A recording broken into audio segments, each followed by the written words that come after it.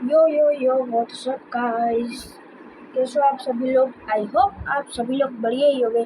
तो गाइस यार, आज की वाली जो वीडियो है वो गेमिंग की नहीं है। मतलब गाइस, आज हम हमारे माइनक्राफ्ट 1.71 वर्जन को डिलीट करने वाले। तो गाइस ये है, अरे रुक जाओ यार। तो गाइस अभी हम इसको डिलीट कर डालेंगे।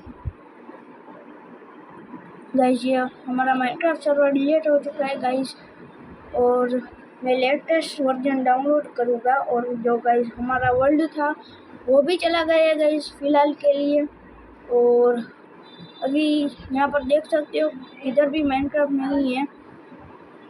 ये गाइस मेरा फोल्डर है, उसमें भी आप देख लो, इधर किधर भी माइनक्राफ्ट नहीं है। ये बस माइनक्राफ्ट की ऐप्स है और कोई माइनक्राफ्ट नहीं है यार, देख लो गाइस यार। तो गाइस अभी हम लेटेस्ट वर्जन डाउनलोड करके हम आपको माइनक्राफ्ट में मिलते हैं। तब तक के लिए टाटा बाय बाय, मिलते हैं इसकी नेक्स्ट वाली वीडियो में। टाटा बाय बाय, जय हिंद जय भारत।